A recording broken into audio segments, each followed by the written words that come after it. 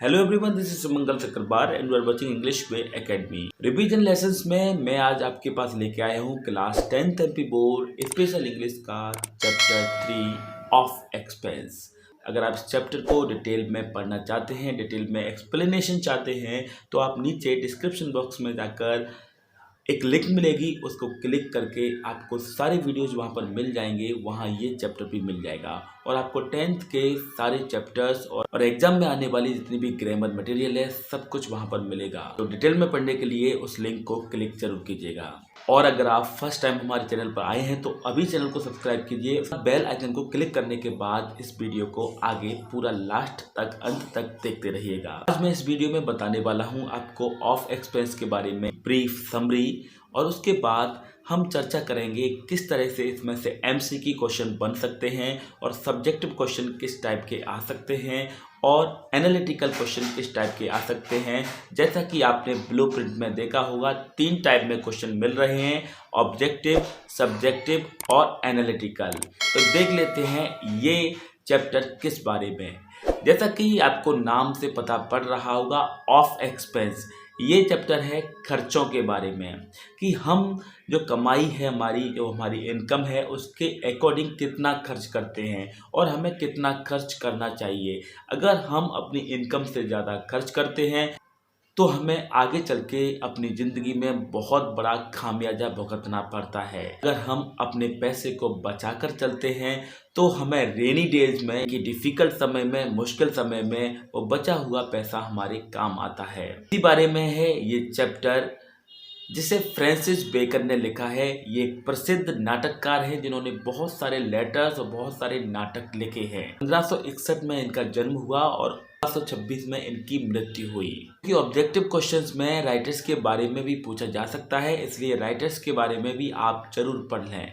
जैसे कि यहाँ लिखा है, the first Bacon Verulam and viscount Saint Alban was born at York House in London.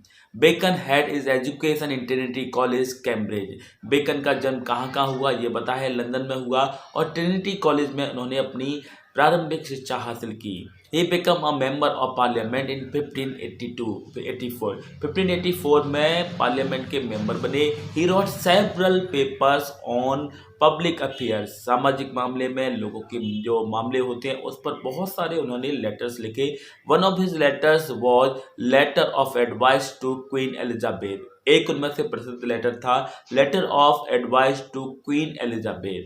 Of his literary works the most important are the essays. उनके जो साहित्यिक कार्य हैं, जो उन्होंने लेख लिखे हैं, लेखन कार्य में सबसे ज़्यादा उन्होंने निबंध लिखे हैं और निबंध के लिए ही वो जाने जाते हैं। His prose style is compact and proverbial. उनका जो प्रोज स्टाइल है वो प्रोवर्बियल यानी कि मुहावरों से भरा हुआ है।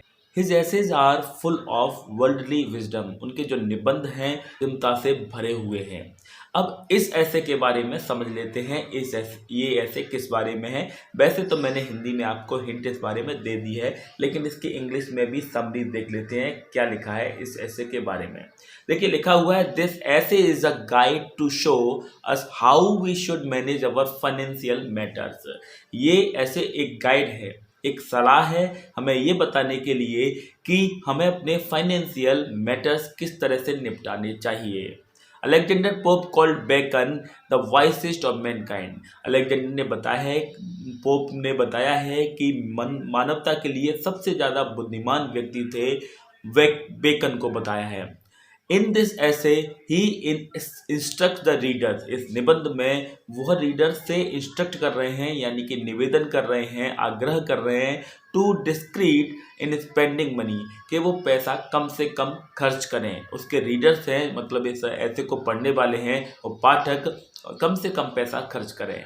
अकॉर्डिंग टू हिम, उनके अनुसार one should spend only a fixed portion of his income. उनके अनुसार अपनी इनकम का किसी को भी एक फिक्स पोर्शन ही खर्च करना चाहिए and should personally look after his affairs, और अपने मामले हैं, अपने जितने भी काम है उसको स्वयं ही देखने चाहिए। इसमें बहुत सारे एग्जाम्पल इस ऐसे में मिलते हैं कि हमें अपने स्वयं एग्जाम्पल हम अपने खर्चे देखने चाहिए। हमें नौकरों पर निर्भर नहीं करना चाहिए, क्योंकि नौकर हमें ठग सकते हैं और हमें आगे चल के हमें बहुत बड़ी हानि पहुंचा सकते हैं। और अगर हम ऐसे बिजी हैं कि नौकरों को देख ही नहीं पा रहे हैं, तो हमें नौकरों को समय समय पर बदलते रहना चाहिए। इसका भी लॉजिक उन्होंने दिया है, इसलिए बदलते रहना चाहिए क्योंकि जो नए नौकर हैं वो थोड़े से डरपोक रहते हैं, कावर्ड रहते हैं, तो थोड़े से उन्हें सेटल होने में टाइम लगता है।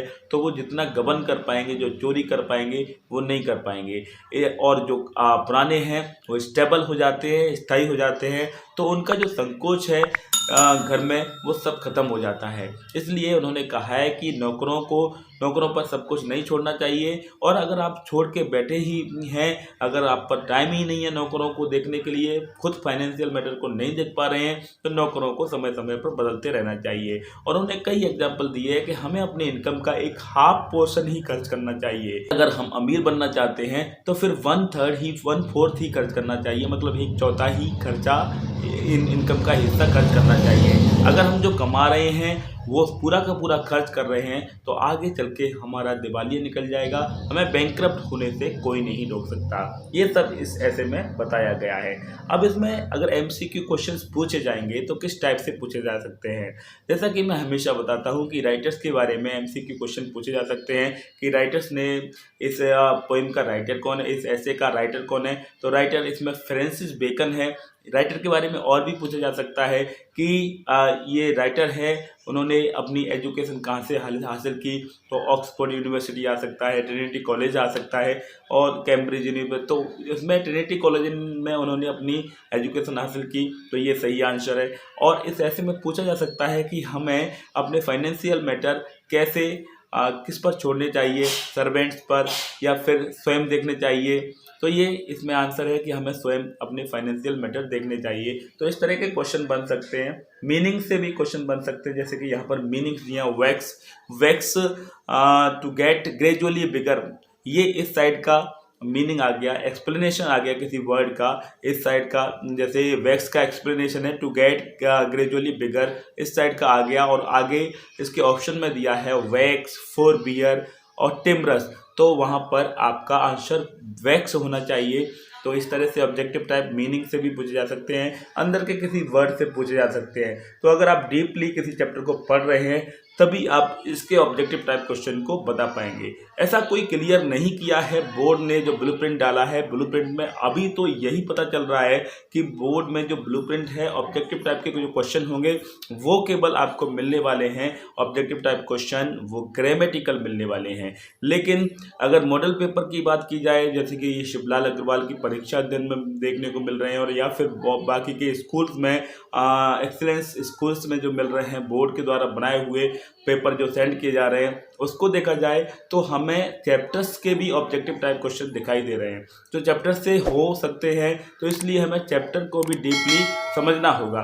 तो चैप्टर को डीपली समझने के लिए हमें ये सब चैप्टर को बहुत ज़्यादा चैप्टर को एक्सप्लेनेशन, मैंने अभी यहाँ पर केवल शॉर्ट में, क्योंकि रिवीजन चल रहा है तो केवल शॉर्ट में इसकी समरी बताई है, इसलिए मैं आपको बता रहा हूँ। अगर आप चैप्टर को डिटेल में, अगर वैसे आपने अभी तक पढ़ रखे होंगे, अगर आप नहीं पढ़ पाए हैं तो सारे चैप्टर को डिटेल में जरूर पढ़ें, क्योंकि वो बहुत ज़रूरी है। अगर ऑब्जेक्टिव टाइप क्वेश्चन आ गए तो कहीं से भी पूछे जा सकते हैं।